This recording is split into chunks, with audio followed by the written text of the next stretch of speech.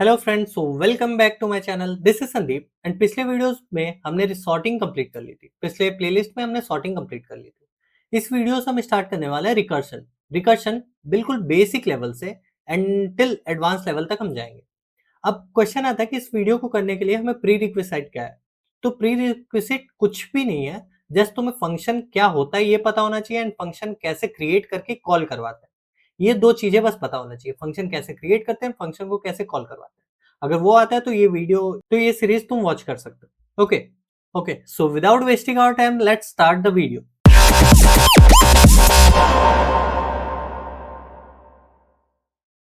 ठीक है, तो पहले देखते हैं रिकर्शन होता क्या है। रिकर्शन क्या है? The process in which a function calls itself directly और इनडायरेक्टली इज कॉल्ड रिकर्शन। ठीक है, तो पहले देख लेते हैं। यहाँ पे ये एग्जांपल है रिकर्शन का। एक फैक्टोरियल एक फंक्शन है। ठीक है, इसमें क्या है, इसमें ये फैक्टोरियल खुद को कॉल करवा रहा है। ठीक है, तो इसको बोलते हैं रिकर्शन।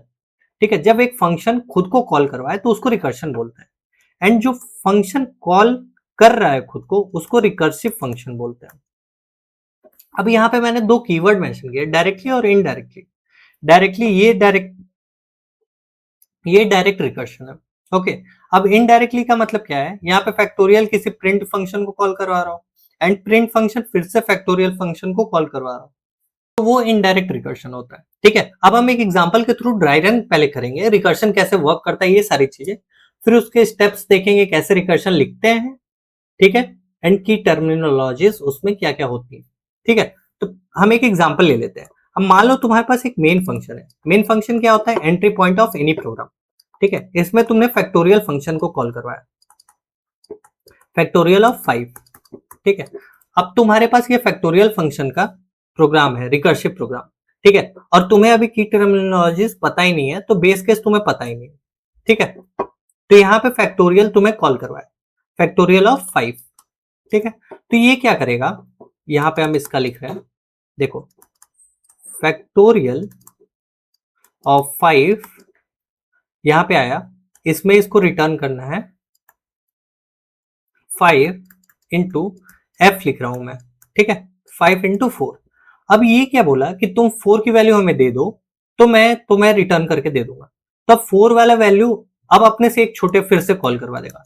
फैक्टोरियल ऑफ 4 ने कॉल करवाया, ये क्या रिटर्न करना चाहता है?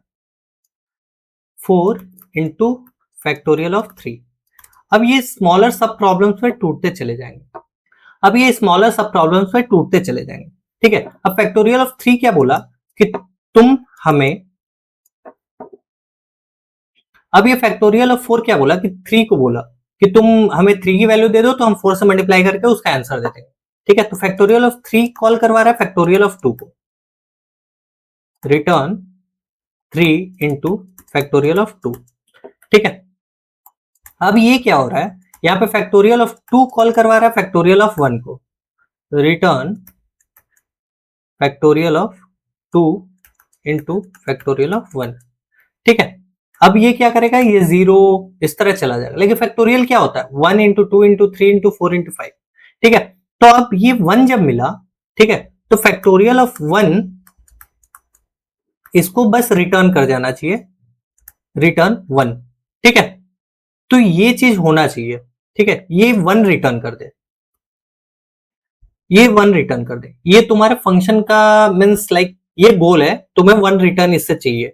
तो 1 इंटू 2 2 का फैक्टोरियल हो जाएगा, फिर 2 इंटू 3 6 हो जाएगा। तो ये चीज तुम्हारा गोल था।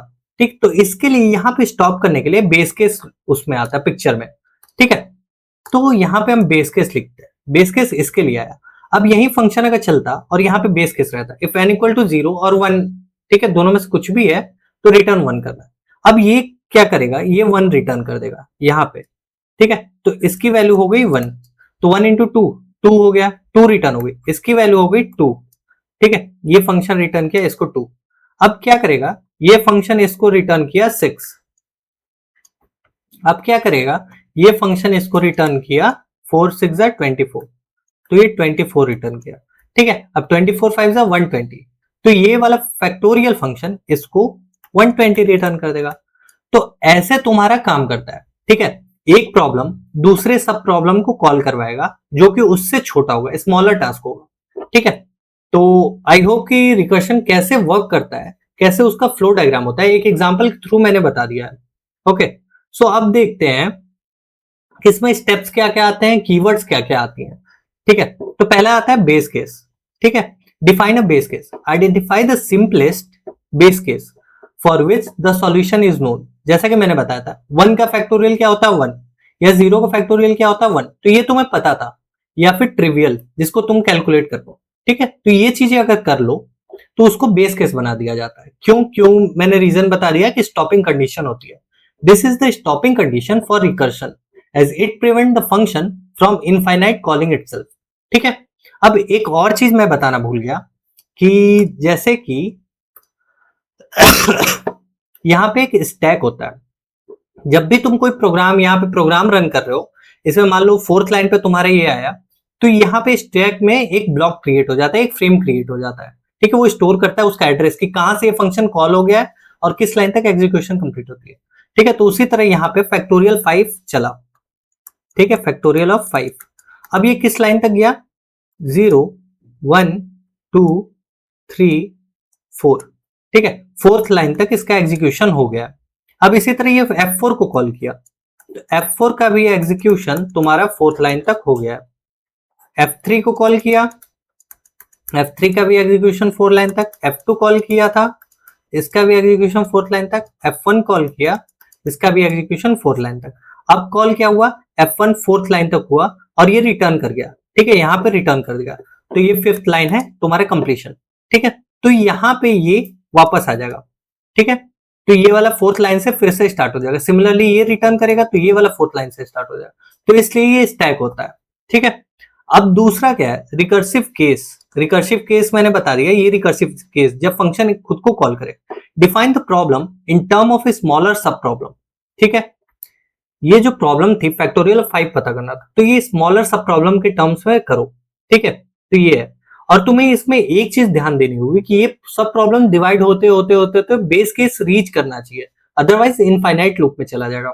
ठीक है, break the problem down into smaller version of itself and call the function recursively to solve each sub problem. ठीक है, Step 4. Ensure the recursion terminates. Make sure that the recursive function eventually reaches the base case and does not enter the infinite loop. जैसा कि मैंने बताया, पहले base case define करो उस solution का, फिर सब प्रॉब्लम से उसको तोड़ो एंड मेक श्योर करो कि वो इनफाइनाइट लूप पे ना जाए। ठीक है, combine the solution of sub problem to solve the original problem. अब जैसे कि मैंने कंबाइन किया, ये 1 रिटर्न किया, इसको इसका सॉल्यूशन इसमें कंबाइन किया, इसका इसमें, इस तरह मैंने सारे सब प्रॉब्लम्स को कंबाइन करके एंड फाइनल वाले फंक्शन से रिटर्न कर दिया। ठीक है, तो यही चीज ये स्टेप 4 में बोल रहा है। ठीक है, तो यही चीज होता है recursion, recursive function, base case और स्टेप्स तुम्हें पता ही है। ठीक है, स्टेप्स तुम्हें पता ही है कि जो भी रिकर्सिव प्रॉब्लम होंगी उन्हें ब्रेक डाउन करते करते वो बेस केस तक रीच करनी चाहिए। ये सबसे इंपॉर्टेंट है, अदरवाइज स्टैक ओवरफ्लो हो जाएगा। जो ये स्टैक है इसकी मेमोरी एक फिक्स होती है तुम्हारे सिस्टम में।